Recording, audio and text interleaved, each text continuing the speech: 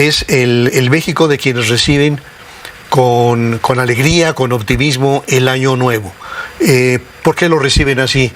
Porque lo que ha ocurrido en los años recientes y lo que se antoja que continúa con la presidenta Claudia Sheinbaum es este México que le ha dado una prioridad a los pobres, que ha gobernado para ellos, que les ha dado voz, le ha dado voz a sus anhelos, le ha dado voz a sus resentimientos, y estos mexicanos han experimentado un apoyo que quizá no conocían desde la época del general Lázaro Cárdenas.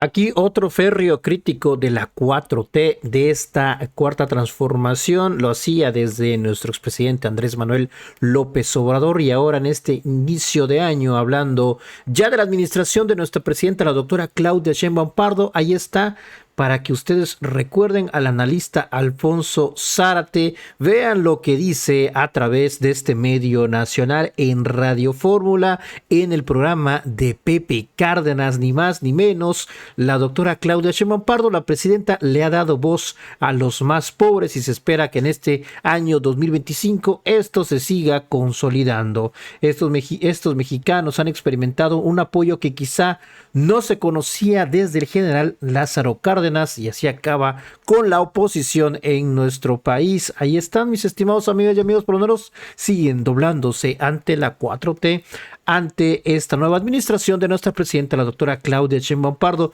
y ahí está, él mismo lo dice con los testimonios que ha escuchado de la gente del mismo pueblo, mis estimados pregoneros, que apoya esta cuarta transformación, y que sí, muchas veces ya vemos que la oposición, como lo menciona, que le dan migajas, pero esas migajas muchas veces representa pues comer para muchas familias o salir adelante o cubrir ciertos gastos, y pues sí, circula el dinero. Pero bueno, mis estimados ploneros, ahí está el claro ejemplo para los panistas que siguen diciendo que son dádivas, que son programas clientelares. Por eso están como están.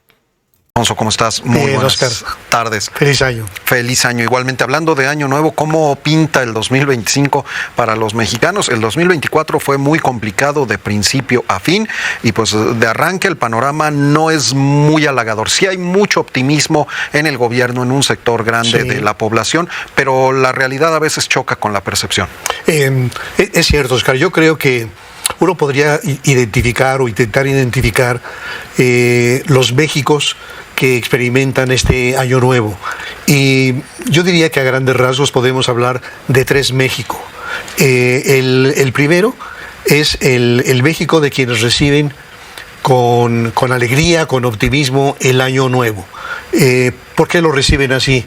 Porque lo que ha ocurrido en los años recientes y lo que se antoja que continúa con la presidenta Claudia Sheinbaum es este México que le ha dado una prioridad a los pobres, que ha gobernado para ellos, que les ha dado voz, le ha dado voz a sus anhelos, le ha dado voz a sus resentimientos, y estos mexicanos han experimentado un apoyo que quizá no conocían desde la época del general Lázaro Cárdenas.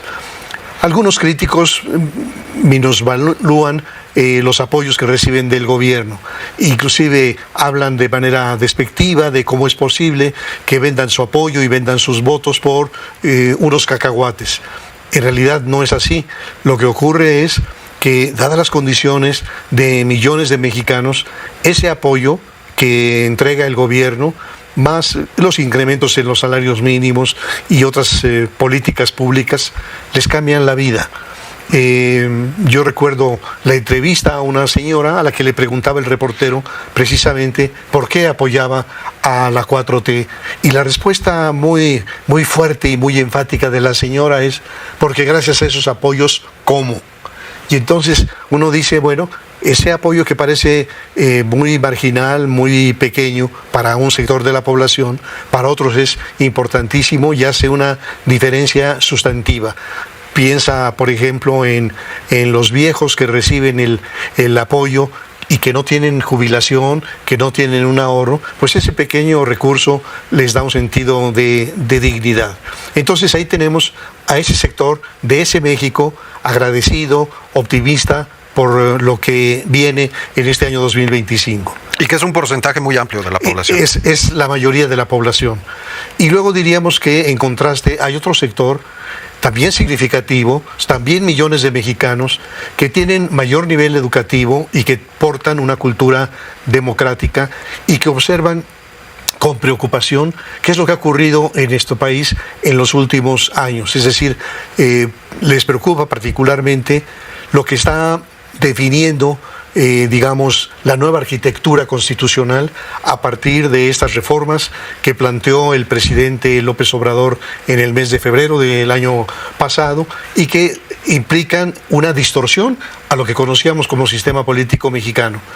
Solamente refiero el caso de la reforma judicial que va a mandar a la calle a juzgadores profesionales que fueron participando a través de rigurosos exámenes en el ascenso, que algunos de ellos empezaron como mecanógrafos y que llegaron a ser hasta ministro de la Corte, y que van a ser desplazados por otros que van a ser electos casi a nivel del sorteo o del azar.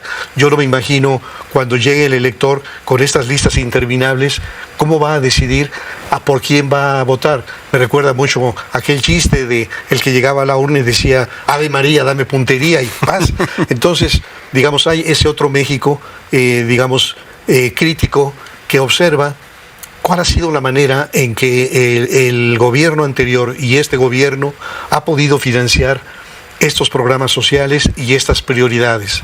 Y en un repaso muy rápido diríamos que López Obrador, al inicio de su gobierno, planteó que bastaba combatir la corrupción para tener los recursos que financiaran esos programas. Obviamente no alcanzó.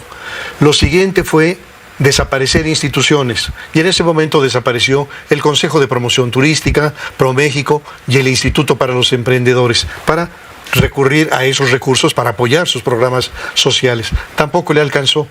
Lo siguiente fue ordenarle al SAT que apretara a los contribuyentes evasores. Una muy buena decisión que implicó una recaudación sin precedente en el país, pero tampoco le alcanzó. Y lo siguiente fue acudir a los recursos de más de 100 fideicomisos y finalmente hacerse de los guardaditos que le habían dejado los gobiernos neoliberales, y nada de esto le alcanzó para financiar los programas. Eso, este sector más informado lo ve con preocupación, pero no así los que están felices recibiendo las pensiones, que no llegan a imaginar la dificultad para seguirlos financiando. Se recurrió en el último tramo del gobierno a un enorme endeudamiento y sin embargo esta gente no lo está valorando, reconociendo. Y diría finalmente que hay un tercer sector de la población que es el mexicano cínico, el mexicano apático, que no participa, y que al final de cuentas es un mexicano cínico. Es el mexicano que dice, está bien que roben, pero que salpiquen. No les pido que me den, nomás que me pongan donde hay. Entonces, digamos, esos serían, Oscar, en mi opinión, los tres sectores de mexicanos de cómo están recibiendo el año 2025. Pues sí, y tampoco son una cantidad tan menor este último sector que mencionas, son muchos los mexicanos que piensan así. Habrá que ver cómo fluyen las cosas. Se ve algún cambio ligero en la manera de gobernar de Claudia Sheinbaum. Tenemos 12 meses largos para verificar si esto se transforma en resultados o se queda en buenas intenciones, y estaremos analizando